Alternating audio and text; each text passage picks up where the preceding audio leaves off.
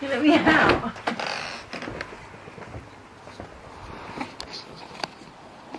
It's nonsense I have to put up with. Oh, it's quite nice. I think in London it's like raining hard. Yeah.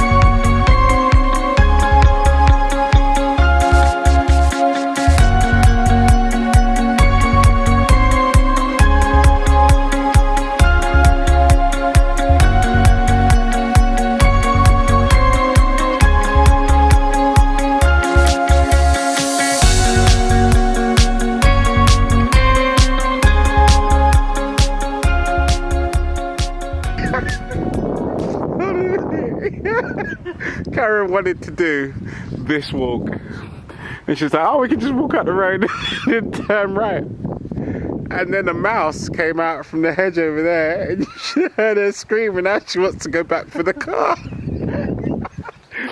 Just gotta get the car. So we've come back to get the tank because Karen got scared by a mouse. I don't want to get bit by stuff and then like be ill. I don't think the mouse was coming to bite me. Doesn't matter. To be completely fair on the mouse, I don't think It doesn't matter. I'm taking a chunk out of your ankle. Could be bitten by anything. The joke along was, the trail. It was just funny how both you and the mouse reacted in exactly the same way. There you go.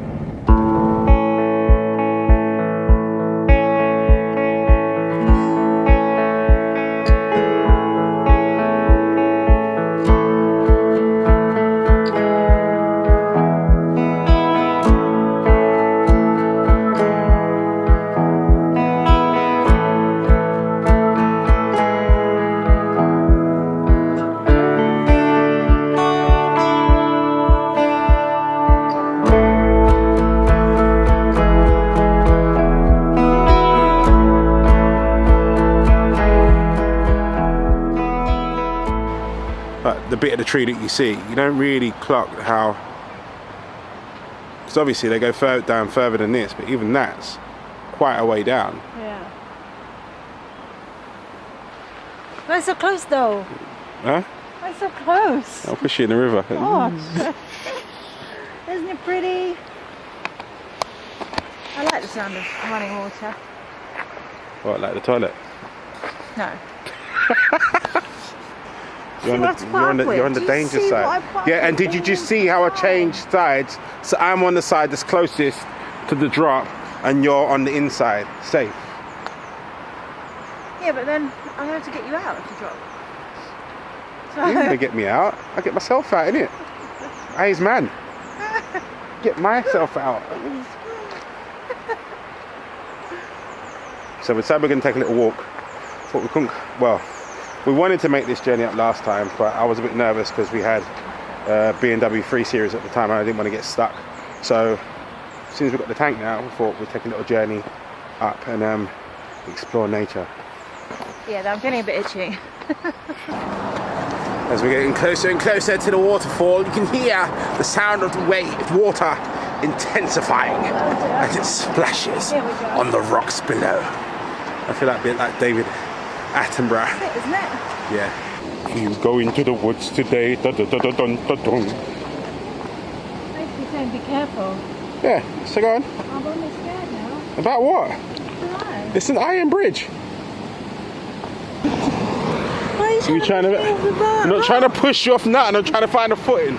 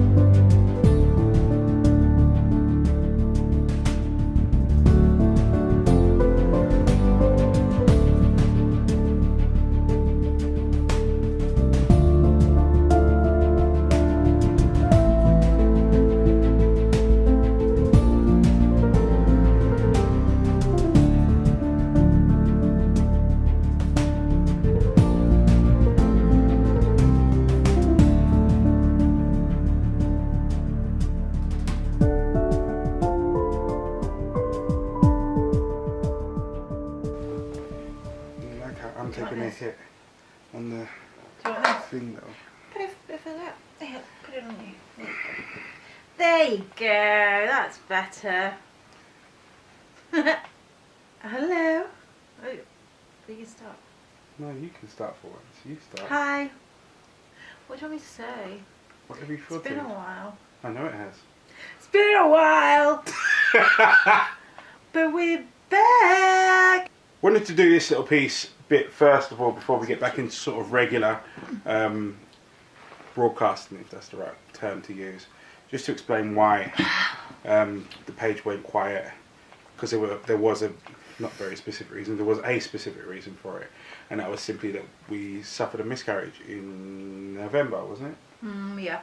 Yeah. So we suffered a miscarriage in November, and it's not that it stopped us from training, not that it stopped us from being out and about, but I think it required us to take a little bit of a look inward and to spend some time making sure that we were okay. And neither of us, I think I can say, wanted to just come back with a normal, as we previously would have done, sort of episode without actually touching on the subject, because I don't think a lot of people talk about miscarriages when they happen. No. They don't talk about the effects of them. They don't talk about how they've affected them and how they then go on and move forward. So we really wanted to just spend some time, really not too long, just talking about that and just unpacking it, really, unpacking it, because it's not until you actually go through a miscarriage and you actually say it out loud to people that you find out that actually you're not the only one. No, everyone, well, not everyone, but most people I know have had miscarriages. They just haven't said anything, because it's quite common. Yeah. Really common. But I suppose it's a bit of a weird situation, because you're in a state of mourning, because you are mourning a person you're preparing to enter into your family, and you've really started getting connected to the certainly to the idea of having this little person around, and then it's just gone. And I suppose in a way it's somewhat worse than losing that actual physical person, because as for our respect, we didn't really have a funeral, so there was no actual point of saying goodbye. It was just 1 minute we were pregnant and the next minute we weren't, and then there was this whole procedure that we had to go through, and you never actually get a chance to officially say goodbye. And it's I don't know about you, but it felt a bit weird for me actually feeling sad, because A lot of people didn't know, B, it was almost like you're saying, well, what are you sad for? But you've lost someone, you've lost a little person that was about to enter your world, and all that preparation and all that emotional preparation that's gone on to start loving this little individual, it's just sort of left out there. So Yeah. yeah. And I don't think the sort of the healthcare professionals, because they don't label it as a baby, obviously they label it as I think it's still an embryo. It's not even a fetus yet, is it? Embryo, yeah. So I think because it's quite common to them, it's very. I think it's almost as if it was difficult for them to understand the loss. I suppose, I don't know, because I suppose they're clinical.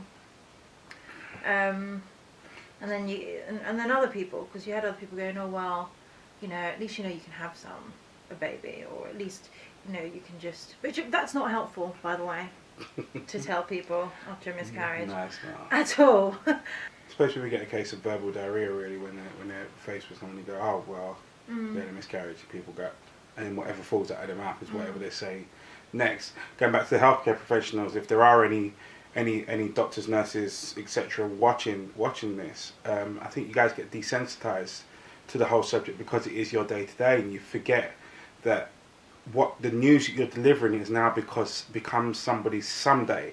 It's become somebody's significant day. It's a day to day thing. You might go through 4 or 5, unfortunately, go through 4 or 5 of those instances a day where you've got to deliver this type of news to individuals, but I think you forget that piece of news has significant weight to each and every individual that you're talking to, and you have just changed their life forever. You've just changed their life forever. You've created a massive negative memory, a painful memory that they're going to remember for the rest of their lives. And certainly with us, from when we got told in the scanning room, unfortunately it was miscarriage, and it was like 4 hours that we were sat there waiting for whoever to do whatever in a room that really wasn't fit for purpose, and you just sort of felt left. I certainly felt like a bit of a spare part in the hospital, and really the lack of emotional connection between healthcare professional and mourner, sufferer, was massive, catastrophic, and made it worse.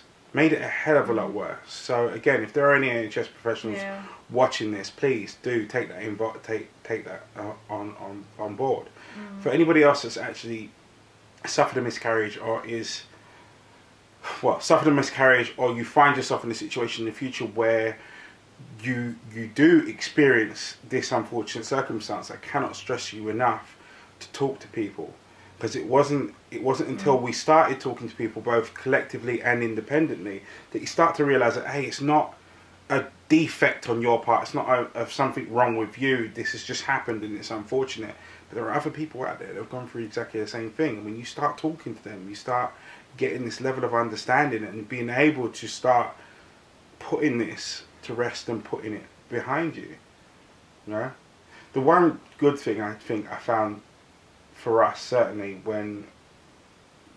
as a result of going through the miscarriage, because there was a sort of certain level of, are we ready, are we not, do we really want this, do we not, beforehand. It completely wiped that out, because we're just like, right, well, we do want to have a family, we do want to have a baby, we do want to push forward with it, and it made us very, very determined. Anyway. Anyway, so big reveal. So you may have noticed from Karen's Instagram profile that her training videos have gone quite quiet, and those of you that train at Metro have noticed that I've been in there training by myself. I'm training up more Charing Cross, etc., etc.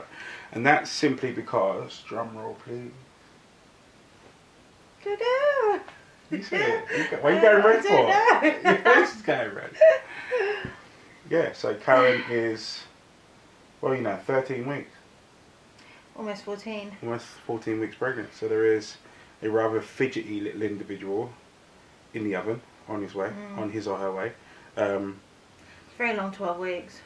It's the longest 12 weeks ever.